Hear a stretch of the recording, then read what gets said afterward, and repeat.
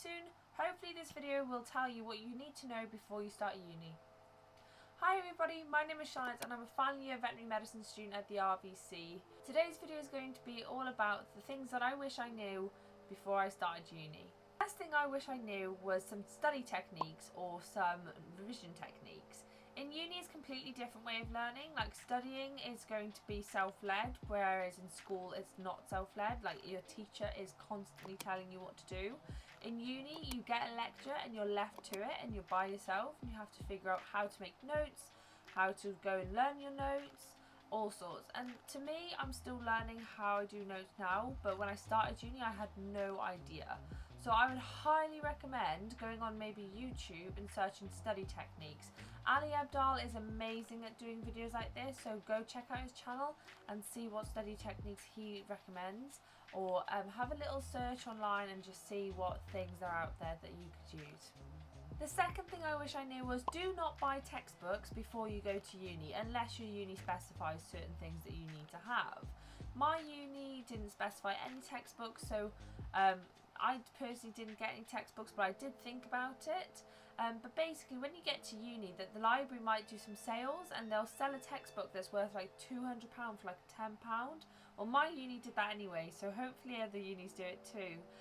But basically there's really cheap ways of getting books rather than buying them brand new, so definitely do not buy them before you go to uni because you might get a bargain when you're there. Even old textbooks from students that are graduating, they might be selling them on the Facebook pages that you have for your uni, and just see where you get your deals from. Third thing I wish I knew was to get a planner or some organisation apps. Now, I started off uni without any organisation apps at all. I had no idea how to plan my day. Eventually I got this planner book, the Perfect Planner or something along that, Passion Planner, that's what it was called. The Passion Planner, and it was a really good place for me to start. Personally, I need a book to see where things are organised, but other people might need apps. So definitely download an organisation app or get some sort of planner to help you. Especially with vet school, you're doing placements and stuff, so you're going to need somewhere to go to sort out your placements and get all your contacts in one place. It's really important to remember that you can actually have a life when you're in uni. It's not all about study, and you can also have a job. It's not the end of the world if you don't need a job, that your student finance is enough, but for me, my student finance definitely wasn't enough and I needed some help. So I went and got a student ambassador job at the university, and I found that was really fun, really helpful, and I had a work-life balance that just worked out. So you can definitely go and have fun, socialise and still be able to stay on top of your workload. You just need to have good time management skills. I remember being really worried about making friends before going to uni. It's definitely something that I think most people will worry about, but honestly it just happens. I made friends with my flatmates, they made friends with their course mates, I then made friends through my flatmates with those other people, and I had a circle that way. You're also, some universities will have like different little groups of people. I made friends with them naturally, and they've led on to really good friendships too. So really don't stress about making friends.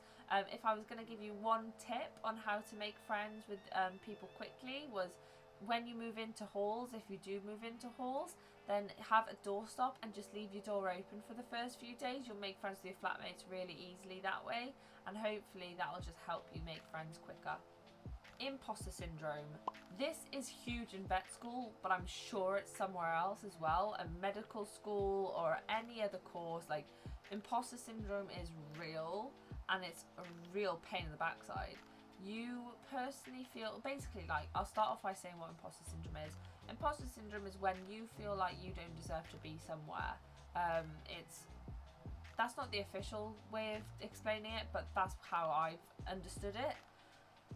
And I felt it, and loads of my friends have felt it, and it's really easy to let yourself believe that you don't deserve to be there, but honestly you wouldn't be on that course unless you deserve to be there, so don't let it beat you up.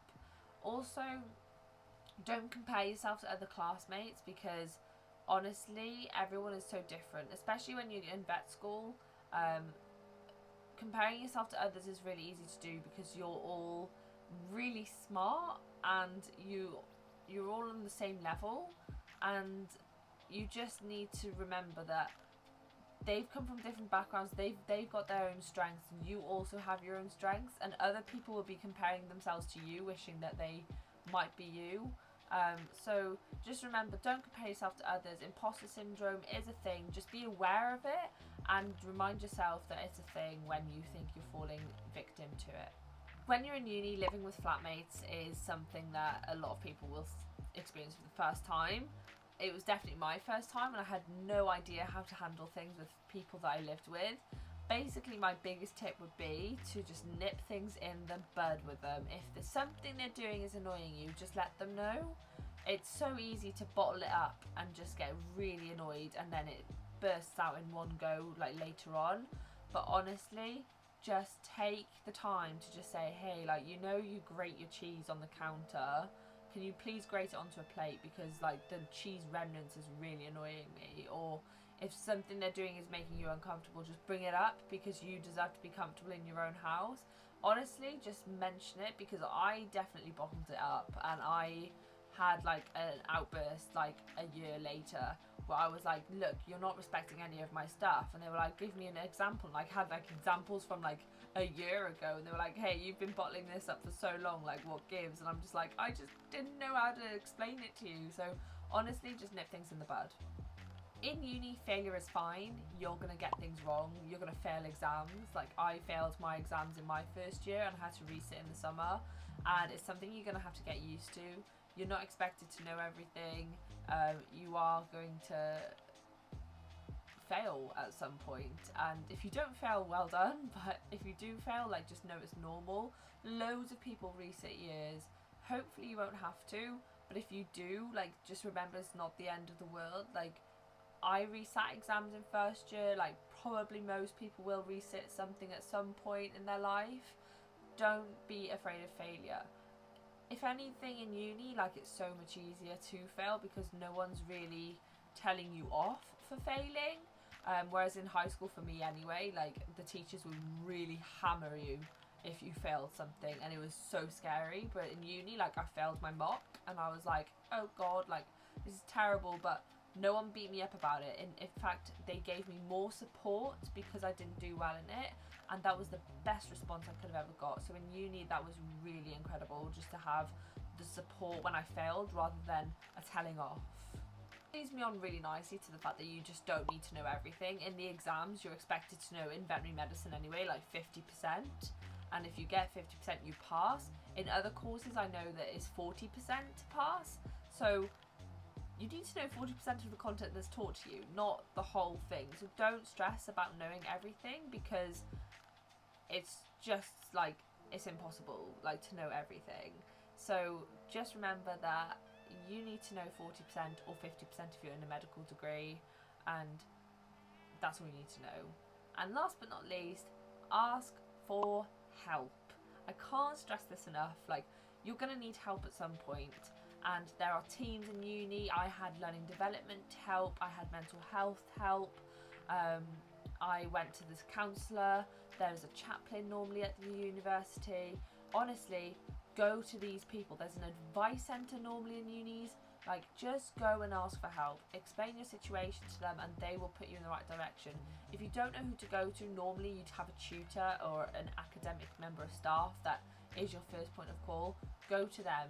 And if you still have no idea where to go, just contact someone, and they will hopefully be able to, like, point you in the right direction on where to get this help. If anything, go to the student union, because they will have some more ideas of where to point you in the right direction.